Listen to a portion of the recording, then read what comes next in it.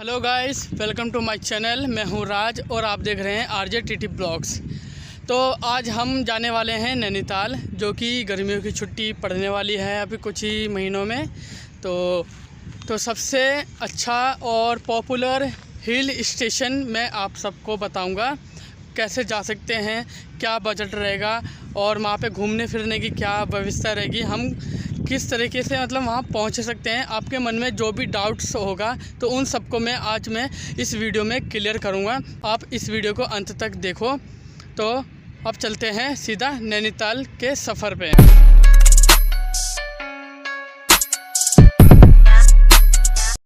नैनीताल इस very popular places में जो आता है, हिल स्टेशन सबसे पॉपुलर हिल स्टेशन में आता है।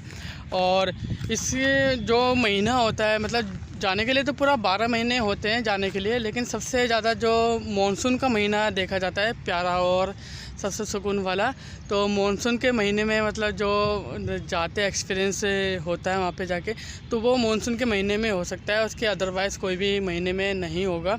लेकिन 12 महीने खुले रहता है। लेकिन मैं रिकमेंड करूँगा, लेकिन आप लोग मानसून के महीने में ही जाए तो ज़्यादा बेटर होगा इस ट्रिप को एंजॉय करने में। मैं मानसून के महीने में इसलिए कह रहा हूँ क्योंकि वहाँ पर मानसून के महीने में क्लाउड्स जो हैं आपके पहाड़ों के नज़दीक, आपके रिवर वगैरह जो भी है उसके नज़दीक बिल्कुल आंखों के सामने रहते हैं, जो कि आप उसका लुत्फ़ उठा सकते हैं बिल्कुल ही फ्री में, जो कि आपको मानसून के महीने में जाके ही आनंद आएगा और देखने को मिलेगा मानसून के महीने में ही। और बात करते हैं आप नैनीताल पहुंचोगे कैसे। तो नैनीताल के हैं 3 रूट जो होते हैं बेसिकली, हवाई यात्रा, ट्रेन और रोड मार्ग। तो सबसे पहले बात करते हैं ट्रेन की बात, जो कि अपनी दिल्ली से ट्रेन चलती है अपनी रानीखेत। अदरवाइज़ और भी ट्रेन चलती है, लेकिन मैं रानीखेत ही बोलूँगा, रिकमेंड करूँगा रानीखेत के लिए। तो रानीखेत तकरीबन आपको पुरानी दिल्ली से मिलेगी और वो आपको छोड़ देगी सुबह 6-7 बजे करीब छोड़ देगी रानीखेत, और आपको छोड़ेगी वो काठगोदाम पे। बेसिकली आपको दिल्ली से काठगोदाम आने पे कोई दिक्कत नहीं होगी, लेकिन आपको सीधा डायरेक्ट ट्रेन भी है काठगोदाम तक की।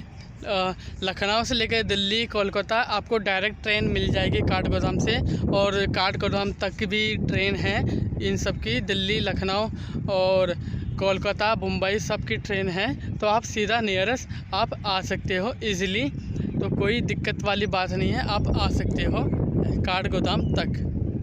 काठगोदाम से आपको टैक्सी हायर करनी पड़ेगी नैनीताल के लिए, क्योंकि नैनीताल तक कोई रूट नहीं है ट्रेन का, तो इसलिए काठगोदाम ही लास्ट स्टेशन है। तो आपको लास्ट स्टेशन पे ही उतरना पड़ेगा काठगोदाम। वहाँ से फिर आपको टैक्सी हायर या बस हायर करनी पड़ेगी, जिसका फेयर पड़ जाएगा टैक्सी का 150 से 200 रुपये, और बस का पड़ेगा 100 रुपये से 50 रुपये के आसपास पड़ जाएगा। तो आप इस तरीके से काठगोदाम से नैनीताल जा सकते हैं टैक्सी या बस से। और नैनीताल का सबसे नियरेस्ट एयरपोर्ट है पंतनगर। अगर आप फ़्लाइट से दिल्ली से आ रहे हो तो पंतनगर आप आना, लेकिन मैं एक चीज़ बोल देता हूँ, पंतनगर के लिए फ़्लाइट भी बहुत कम मिलती है।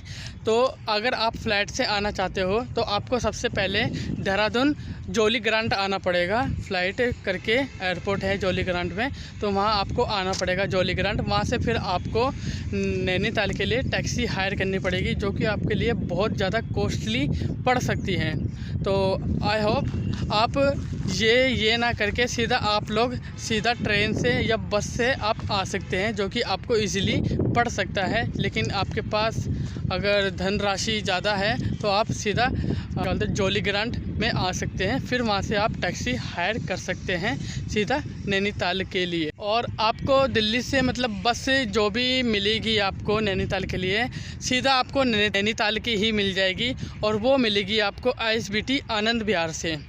तो आनंद विहार से आपको ISBT जाना है, तो वहाँ से आपको सीधा नैनीताल की बस मिल जाएगी, जिसका फेयर आपको पड़ेगा 500 से 550 के या 600 के बीच में पड़ सकता है। तो आपको सीधा नैनीताल के लिए आनंद विहार आना होगा ISBT दिल्ली में, तो वहीं से आपको सीधा बस मिल जाएगी नैनीताल के लिए। आप लोग सीधा फिर नैनीताल जैसे ही पहुंचते हो उसके बाद आपको फिर होटल्स वगैरह लेने होंगे, जो कि आपको होटल्स वगैरह रूम वगैरह और डॉर्मेट्री की सारी सुविधा है, लेकिन डॉर्मेट्री ना के बराबर है। होटल्स वगैरह होंगे। कपल्स रूम आपको पड़ सकते हैं पर डे के लिए, पर पर्सन पर डे तो आपको 350 से 400 के बीच में पर पर्सन पड़ेगा। अगर आप इससे भी, और उसमें आपको फूड इंक्लूडेड सब कुछ, ब्रेकफास्ट सब कुछ मिलेगा, तो आप इसका भी लुत्फ़ उठा सकते हैं। होटल चेकआउट करने के बाद आप होटल से फिर बाहर निकलते हो, आप घूमने के लिए जाते हो। सबसे पहले आपको दिखेगा नैना लेक, तो आप नैना लेक में आप बोटिंग कर सकते हो, जिसका प्राइस आपको वहाँ फुल राउंड और हाफ राउंड के हिसाब से बांटा गया है। फुल राउंड जो है 220 रुपये हैं और हाफ़ राउंड जो है 160 रुपये हैं। तो मैं इतना कहना चाहूँगा कि आप लोग मतलब बोटिंग करना चाहते हो तो फुल राउंड ही आप प्रेफर करो, जो कि आपको 3 पर्सन के लिए फुल राउंड और हाफ़ राउंड मतलब देते हैं। 3 पर्सन उसमें अलाउड हैं। तो आप लोग सीधा फिर 220 रुपये जो बन रहे हैं आप उसमें ही जाओ तो ज़्यादा बेटर होगा। एक पर्सन के लिए 100 रुपये कोई ज़्यादा वो नहीं है पैसे, तो आप 100 रुपये में ही पर पर्सन जा सकते हो नैना लेक में आराम से एंजॉय करने के लिए। और वहाँ के जो दृश्य हैं, वहाँ के जो नज़ारे हैं, आप उसका भी लुत्फ़ उठा सकते हो नैना लेक में। नैना लेक के बाद जो अपना मतलब पॉपुलर प्लेस आता है वो है नैना देवी मंदिर। नैना देवी टेम्पल जो है उसमें भी आप जाके दर्शन करिए। और उसका मैं बता देता हूँ कि वो नैना देवी मंदिर कैसे बना। तो नैना देवी जब शिव भगवान जब जा रहे थे सती माता पार्वती का मृत शरीर लेके, तो उस टाइम उनकी आंखें इस जगह पे गिर गई थी। तो उसी दौरान मतलब वहाँ पे मंदिर उत्पादन हुआ, तो नैना मंदिर के नाम से वो मंदिर जाना जाता है आज के टाइम पर। तो उसी 51 पीठ शक्तियों में से एक मंदिर आज नैना मंदिर के नाम से जाना जाता है। तो सबसे पहले आप आ जाते हैं नैनीताल। तो नैनीताल में घूमने के लिए जो जगह है आपको मैं बता देता हूँ। तो नैना लेक है सबसे पहले, तो नैना लेक, फिर केव गार्डन हो गया, राजभवन, ठीक है, फिर होता है ज़ू के बाद फिर आप जा सकते हो स्नो पॉइंट के बाद फिर आप जा सकते हो। तो उसके बाद आप जा सकते हो जिम कॉर्बेट पार्क है, जो कि आपको एक ज़ू है। तो आपको वहाँ पे आपको जीप में मतलब टिकट मिलेगी, वहाँ पे आपको जाना पड़ेगा, जीप में आपको घुमाया जाएगा। एक जिम कॉर्बेट पार्क है जिसमें आपको लायन से लेके सारे जानवर जो होते हैं वो आपको दिखाई देंगे। तो आपको वो क्या बोलते हैं, आपको जीप में जाना होगा और वहाँ पे नज़ारे लुत्फ़ उठाने होंगे वहाँ पार्क के। अगर आपको बाइक से मतलब राइड करनी है, रेंट पे लेना है आपको बाइक, तो आपको नैनीताल में कई सारे मतलब ऑप्शन दिख जाएंगे बाइक के रेंटल के। लेकिन आपको और लॉन्ग राइड से मतलब बाइक मतलब चला के आनी है तो आपको हरिद्वार में आते ही आपको घूमो राइड ये याद रखना, घूमो राइड पे आपको हरिद्वार पे ही एक जगह छोटी सी दुकान घूमो राइड, तो जो कि 2 भाई चलाते हैं, तो आपको दिख जाएंगे। तो वहाँ से आप बाइक स्कूटी हायर कर सकते हैं, जिनका प्राइस 500 से लेके 600, 1200, 1500, 2000 तक का बैठ जाता है। जिस तरीके के आपकी बजट हो उस तरीके का आप वो चीज़ ले सकते हो। तो एक ये भी ऑप्शन है साइड मतलब नियर साइड देखने का, अपनी आंखों से मतलब रूट से जाने का, वो अच्छा ऑप्शन है। तो आप बाइक स्कूटी हायर कर सकते हो हरिद्वार से घूमो राइड से, या आप सीधा नैनीताल में आके करना चाहते हो तो वहाँ पे भी आपको कई सारे शॉप्स वगैरह दिख जाएंगी जहाँ पे बाइक और स्कूटी हायर देते हैं, रेंटल देते हैं। तो आप वहाँ से भी आप स्कूटी और बाइक रेंटल हायर कर सकते हो। और आपको फिर नैना लेक वगैरह आप देख लेते हो, उसके बाद आपको 7 लेक आपको देखनी है तो आपको एक टैक्सी हायर करनी पड़ेगी, जो कि आपको एक दिन में ही 7 लेक जो भी पड़ती है, भीमताल और अदरवाइज़ जितनी भी ताल हैं, तो आपको टैक्सी से आपको वो दिखा दिया जाएगा टैक्सी से। तो आप एक टैक्सी हायर करिए तो सेकंड डे में टैक्सी हायर करिए। फर्स्ट डे की मैंने ये बात बताई, जो भी आप मैंने अदरवाइज़ जो भी मैंने बात बताई।